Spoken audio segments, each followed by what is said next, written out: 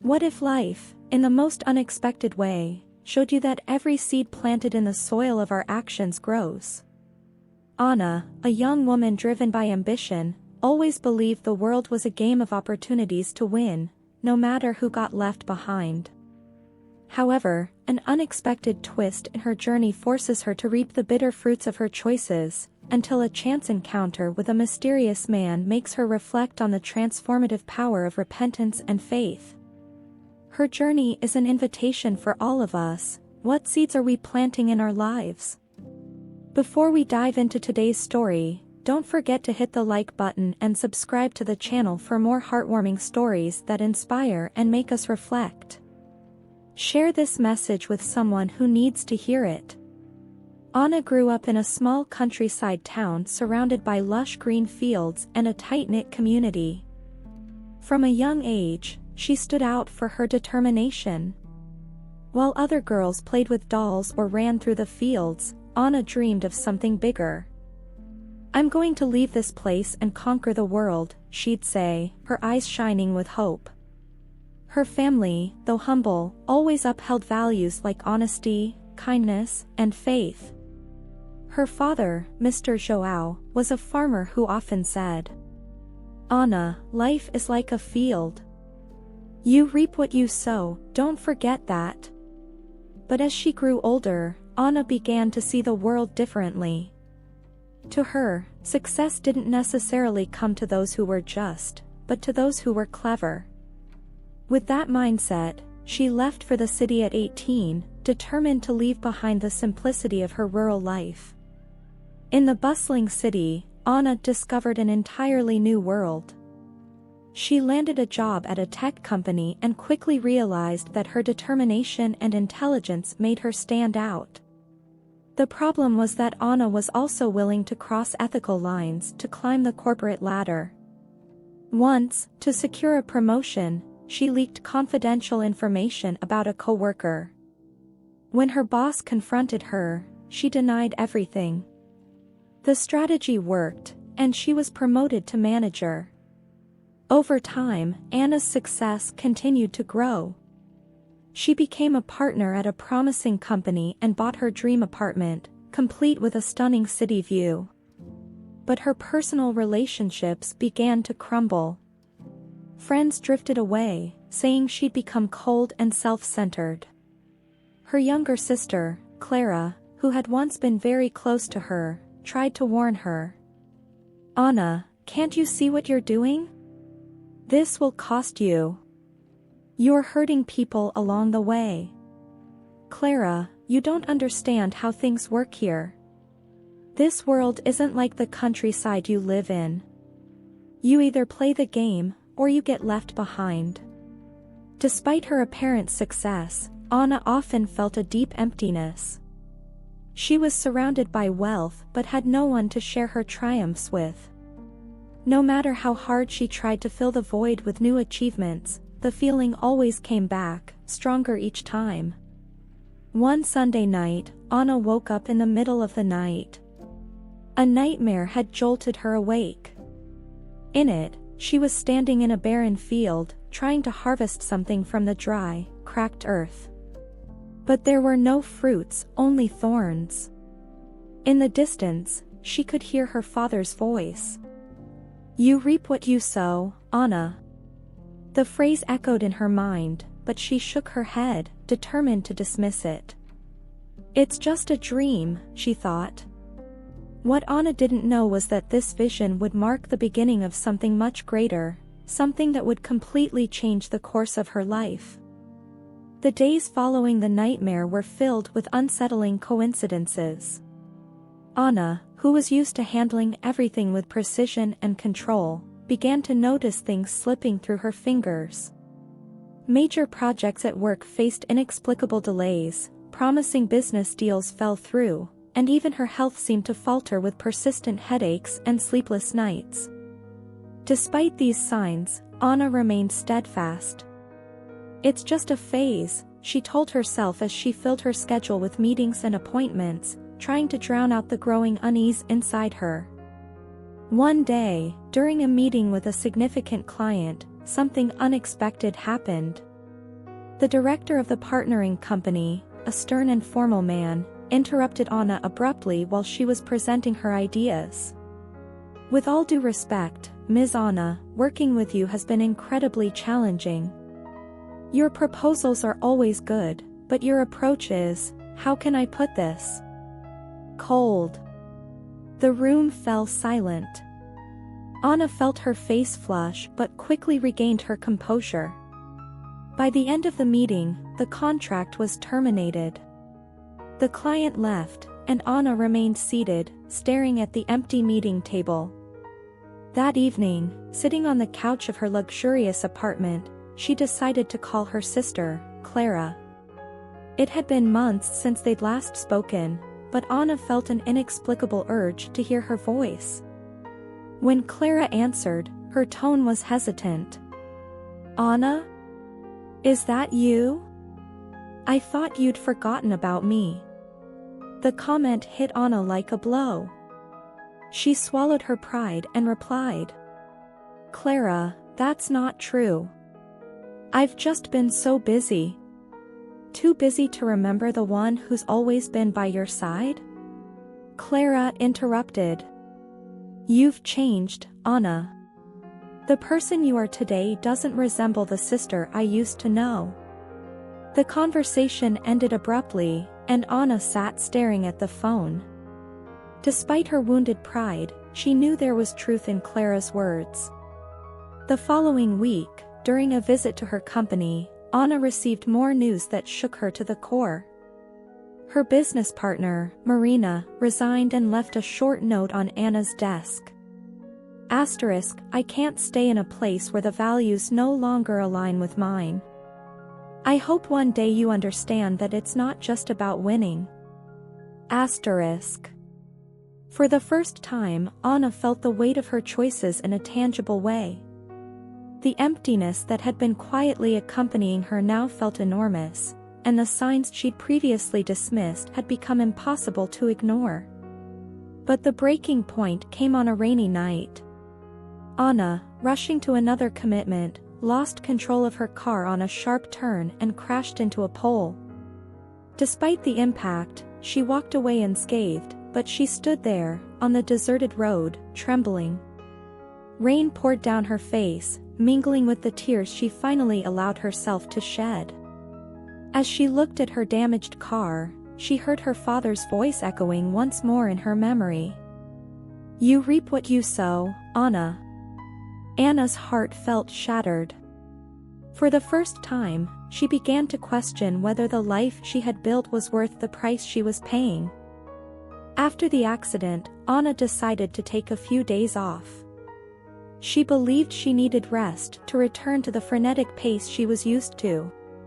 But the break revealed something far deeper, the fragility of everything she had built.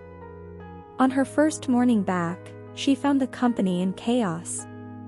Financial reports showed significant losses, and an auditor hired by investors uncovered irregularities in old contracts. Anna couldn't believe what she was seeing.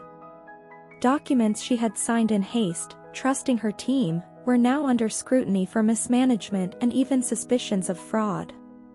How did this happen? Anna asked one of her employees, her voice filled with exasperation.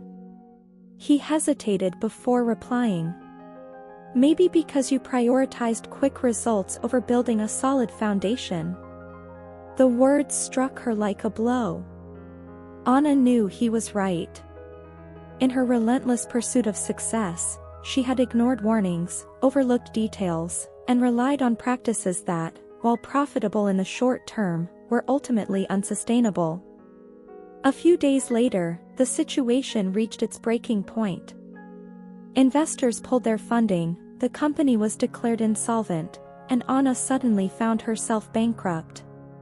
Within weeks, she lost everything, her position, her reputation, and even the luxurious apartment that had symbolized her achievements. Alone and penniless, Anna had no choice but to make a difficult decision.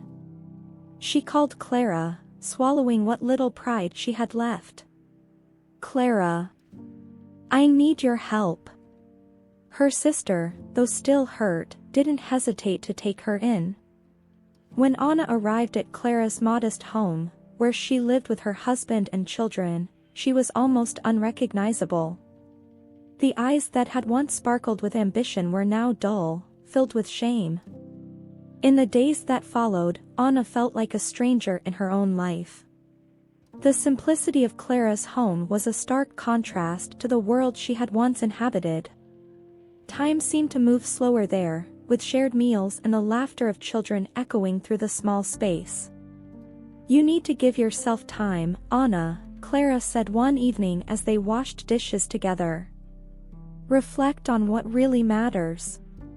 Maybe God is calling you to something greater." Anna didn't respond. While she was grateful for her sister's kindness, it was still hard to accept that her life had come to this. For weeks, she withdrew, consumed by thoughts and regrets. But then, something unexpected happened. On a sunny afternoon, while wandering aimlessly through the village where Clara lived, Anna came across an elderly man sitting on a wooden bench beneath a tree heavy with fruit. He wore simple clothes, but there was something about his presence, a calmness and wisdom that intrigued her. "Are you lost, young lady?" he asked with a gentle smile. Anna hesitated before replying. "Maybe. I think I've been lost for a long time." The man, who introduced himself as Gabriel, smiled again. "Sometimes, you have to lose everything to discover where the real treasure lies." Anna stood still, staring at the old man, feeling as though his words carried far more weight than they appeared to. Little did she know, that encounter would change her life forever. In the days that followed, Anna couldn't stop thinking about Gabriel. The calm way he spoke, as if he could see into people's souls, left her intrigued.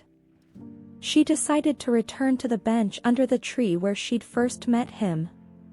There he was again, as if he already knew she'd come back. "I knew you'd return," Gabriel said without even looking at her, gathering some fallen fruit from the ground. "How did you know?" Anna asked, surprised. "Because I saw in your eyes that you have questions. And questions always lead us back to the answers." Anna sat beside him, feeling that this moment was unlike anything she'd ever experienced. For some reason, she felt safe there, as if she could be vulnerable without fear of judgment. "I've lost everything," she admitted, her voice trembling. "I spent my whole life thinking I needed to win at any cost. I've done things I'm not proud of. I've hurt people. And now I feel like I have nothing left." Gabriel was silent for a moment, as though carefully considering his next words. "You see, young lady, the soil doesn't choose what grows in it. It simply returns what we plant. If we sow thorns, we'll harvest thorns. But if we choose to start over and plant good seeds, the soil will give us another chance." Anna looked at Gabriel, trying to grasp the weight of his words. "But how do you start over when everything feels so broken?" she asked, her voice barely a whisper. The old man smiled and pointed to the tree beside them. "Do you see this tree? Many years ago, when I moved here, this land was dry and barren. People told me it was useless to try to plant anything. But I believed it was possible. I started caring for the soil, watering it with patience and faith. Slowly, the seeds began to sprout. Today, this tree not only gives me fruit but also shade and rest." "But that must have taken time, didn't it?" Anna asked, a note of desperation in her voice. "Yes, it took time," Gabriel replied. "But what matters isn't how fast you move, it's the direction you're heading." Those words echoed in Anna's mind as she walked back home that afternoon. For the first time in a long time, she felt a glimmer of hope. Maybe, just like that barren land, her life could also be restored. In the following days, Anna began visiting Gabriel regularly. He invited her to help him in his small garden, teaching her how to plant and care for the plants. Every seed she placed in the soil felt symbolic, as if she were beginning to plant something new within herself. "Remember, Anna," Gabriel said as she covered a row of seeds with earth, "what we plant doesn't change the past, but it can transform the future." Working in the garden brought back memories of her childhood, especially the lessons her father had taught her. She remembered how he had shown her to tend the land with love and patience and realized just how far she had strayed from those values. One day, while planting alongside Gabriel, Anna opened up. "Do you think it's too late for me?" The old man looked at her firmly and replied, "It's never too late to plant again." Those words ignited something inside Anna. For the first time, she began to believe that there might still be a chance to rebuild her life. But what Anna didn't know was that the challenges of this new phase were just beginning. She would have to confront painful truths about herself and seek reconciliation with the people she had hurt. Anna began to realize that her time with Gabriel was about more than just learning to care for the land. Each lesson seemed to bring profound reflections about her own life. The patience required to tend a garden became an exercise in humility. On a particularly clear day, Gabriel asked her to help harvest ripe fruits from one of the plots. He explained that this crop had been planted months ago and was now ready for harvest. As they worked, Anna asked, "What if no one had cared for this plot? What if the seeds had been left to grow on their own?" "Well," Gabriel replied, "the answer is simple. We'd have weeds and dry soil instead of fruit. The harvest is always the result of what's been planted and how it's been tended." Those words lingered in the air, striking Anna like a bolt of lightning. Until that moment, she had tried to justify many of the decisions she'd made over the years. But that afternoon, as she watched the fresh fruits being harvested, she couldn't ignore the fact that her life was the result of the seeds she had planted, of ambition, selfishness, and dishonesty. #### a call to the past. In the days that followed, Anna began to organize her thoughts. She realized that if she truly wanted to start over, she needed to confront the people she had hurt. Every wound she had inflicted now felt like an obstacle in her path. Her first step was to visit Clara. One quiet night, the two sat on the porch of Clara's simple home, gazing at the stars. Summoning her courage, Anna said, "Clara, I need to ask for your forgiveness. I was selfish and unfair to you so many times. Even when you tried to help me, I pushed you away." Clara, who had forgiven her sister in silence long ago, smiled warmly and replied, "I always knew this day would come, Anna. I never stopped praying for you." Clara's words were a balm for Anna's soul. But she knew there were other relationships that needed mending, especially with Marina, her former business partner. ###the meeting with Marina. Gathering her courage, Anna decided to visit Marina at her new office. Walking into that environment, filled with reminders of her old life, was like reliving a painful past.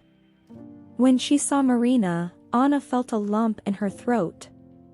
"Marina, I know I'm probably the last person you want to see, but I need to talk to you. I need to apologize for everything. I know I let you down, I was greedy and insensitive. I understand if you can't forgive me, but I had to come here and say this." Marina looked at her with a mixture of surprise and emotion. After a long silence, she replied, "Anna, what you did hurt me deeply, but it also taught me to value what truly matters. Seeing you here, owning up to your mistakes, is already a huge step. I forgive you, but I hope you'll also forgive yourself." Those words brought an indescribable sense of relief. Anna left the office feeling as though she had begun to clear the soil of her life. When Anna shared her experiences with Gabriel that afternoon, he smiled approvingly. "See, Anna? When we plant sincere repentance, the harvest is reconciliation. But remember, this is only the beginning." Gabriel then suggested Anna attend the community meetings held in the village, where people shared stories of struggle, resilience, and faith. At first, she hesitated but eventually agreed. That evening, listening to moving testimonies about loss, forgiveness, and new beginnings, Anna felt something awaken inside her. She realized that to truly plant a new life, she would need to trust in something greater than her own strength. For the first time in years, Anna began to open her heart to God. But her journey was far from over. Starting over was an arduous process, and Anna knew she would face even greater challenges as she worked to rebuild her life. The days in the village took on new meaning for Anna. In the mornings, she worked alongside Gabriel in the garden, learning to care for the land and listening to his wisdom-filled stories. In the evenings, she attended community gatherings, connecting with people whose simple lives were full of faith and hope she could not yet fully understand. Anna felt something changing inside her. The emptiness that had followed her for years was being replaced by something new, not wealth or external approval, but a peace she couldn't yet name. Noticing Anna's progress, Gabriel decided it was time to challenge her. One day, as they planted a new row of seeds, he said, "Anna, have you thought about doing something concrete to help this community? It's time for you to start planting your own seeds here." The suggestion caught her off guard. She wasn't sure how she could contribute, but Gabriel persisted. "It doesn't have to be something big. Just start with what's within your reach." Inspired, Anna decided to use the skills she had learned in the city to benefit the village. She organized a small market to sell produce from the community gardens and taught the villagers how to manage profits more effectively. The project was so successful that it began attracting visitors from nearby towns. "This isn't just about selling fruits and vegetables, Anna," Gabriel said, proud of her efforts. "It's about showing people that when we take care of one another, everyone thrives." While working at the market and helping the community, Anna began to grow closer to the village's small church. The weekly gatherings were a mix of music, prayer, and shared stories. One day, after hearing a message about forgiveness and reconciliation, she felt a strong urge to speak with the pastor. "I don't know how to approach God," Anna confessed, tears streaming down her face. "I've spent so much time living for myself that I don't even know where to begin."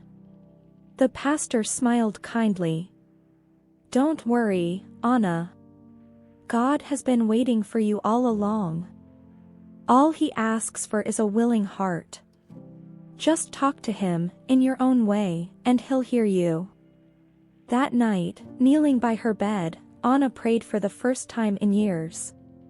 Her words were simple but heartfelt. "God, I don't know if I deserve a second chance, but here I am. Help me become a better person, to plant good things moving forward." The prayer brought a sense of relief she had never experienced before, as if a heavy burden had been lifted from her shoulders. The changes in Anna didn't go unnoticed. She was more patient, more attentive to the needs of others, and, for the first time, seemed genuinely happy. One day, Gabriel invited her to climb a nearby hill. From the top, they could see the entire village, the simple houses, the green fields, and the bustling market below. "Look, Anna," Gabriel said. "This is the fruit of the seeds you've started planting here. But there's still so much more you can do." Anna smiled, though she knew Gabriel was right.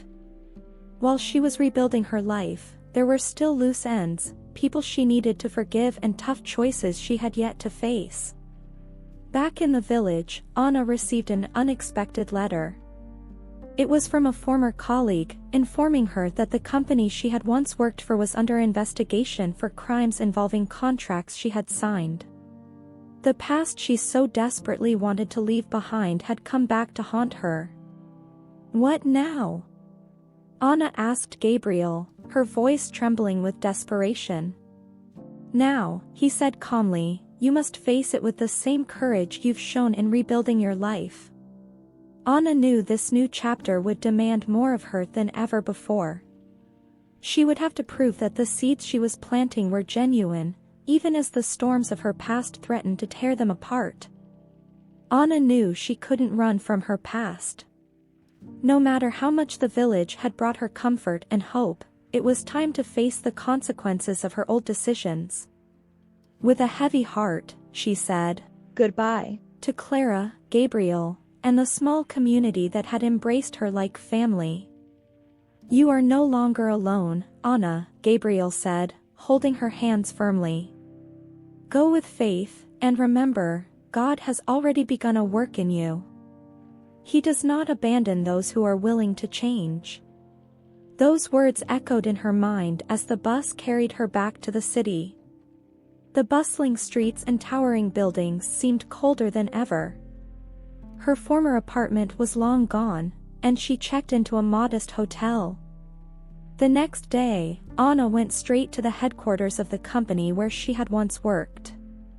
The place, which had once been the stage for her ambition and achievements, was now steeped in tension. The investigations had uncovered financial irregularities, and Anna knew her signature on questionable contracts was part of the problem. Presenting herself to testify, she felt the weight of her history bearing down on her. She told the full truth, accepted her responsibility, and committed to helping correct the wrongs. "I'm ready to face the consequences," Anna told the lawyer who accompanied her. "I don't want to live with secrets anymore or keep running from what I did." The following weeks were grueling. Anna was called multiple times to testify and had to endure judgmental stares from former colleagues. But amidst the storm, she discovered something surprising. There was a unique freedom in facing the truth head-on. During this time, Anna reconnected with Marina, her former business partner. Although Marina had already forgiven her, Anna felt she still owed her something. One afternoon, the two met at a cafe. "Marina, I don't know how to thank you for forgiving me," Anna began. "But I want you to know that if there's anything I can do to make amends, I'm willing." Marina smiled. "You know, Anna, the greatest amends are already being made. Seeing you so different, so humble, is enough for me. But if you really want to help, maybe you could share your story with others. Who knows? It might inspire someone to do better." The idea of sharing her story initially frightened Anna, but over time, she began to consider it. At the end of the investigation, Anna was fined heavily and faced financial restrictions for a time. Despite the challenges, she felt like she had been given a second chance. Using what little she had left, she rented a modest office and started a small project offering consulting services to small businesses in underprivileged communities. Gradually, her corporate experience was channeled into doing good. Anna helped small entrepreneurs manage their businesses ethically and sustainably. True to her promise to Marina, she also began sharing her story in workshops and community meetings, emphasizing the value of honest choices and the power of starting over. One evening, while reviewing papers in her tiny office, Anna heard a knock at the door.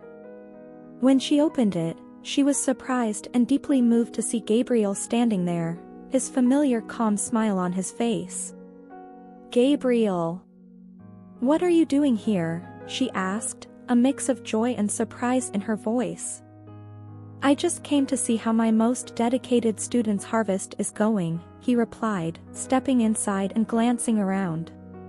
Anna shared her progress, her struggles, and everything she had learned along the way. Gabriel listened patiently, as always. "You're reaping what you've sown, Anna. And there's still so much more to come." Years later, Anna became a well-known figure in the city.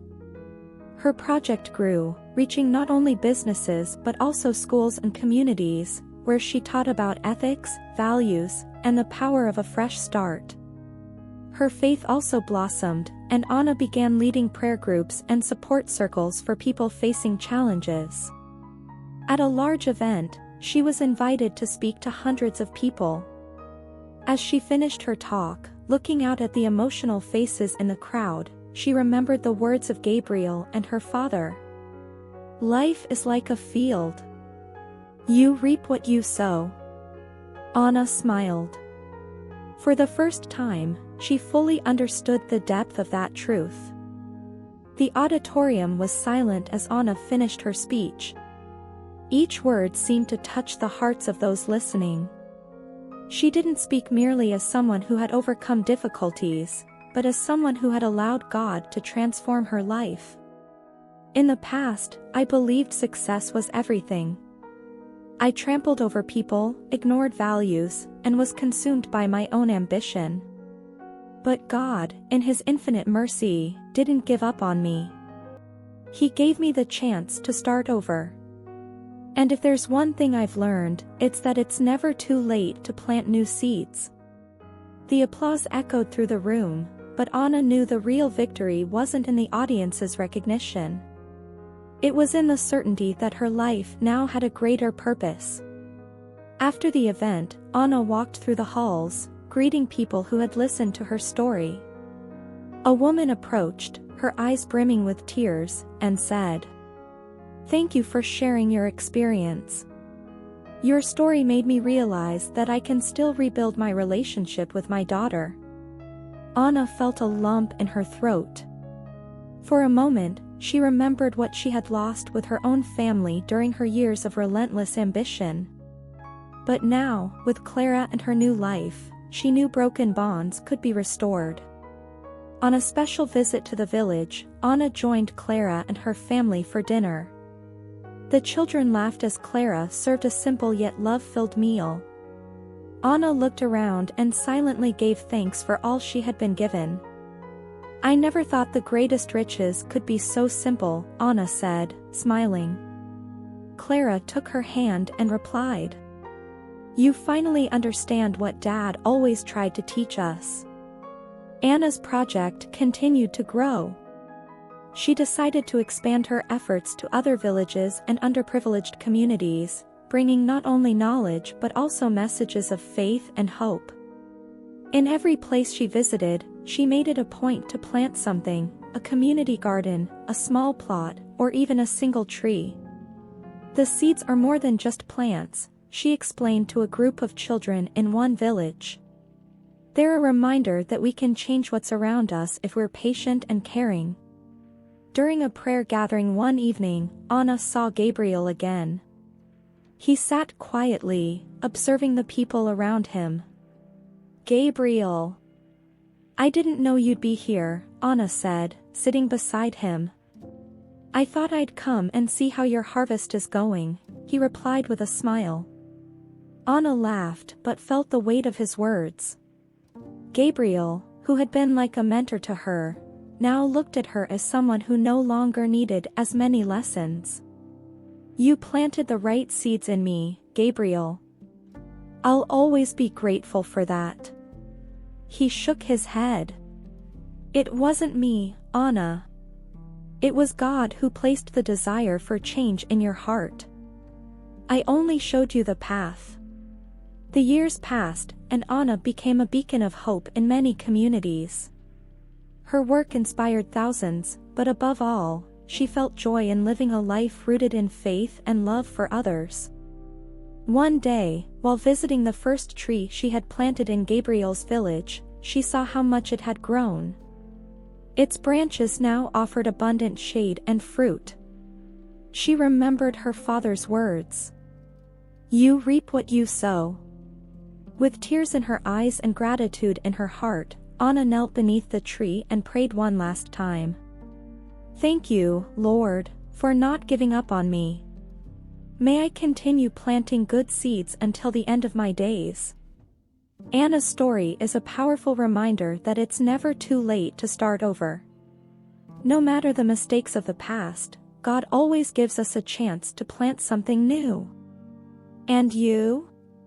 What kind of seeds are you planting in your life and in the lives of those around you? Leave your reflections in the comments and share how this story has touched your heart. Don't forget to like the video, subscribe to the channel, and share this message with others. Together, let's plant seeds of love and faith in the world.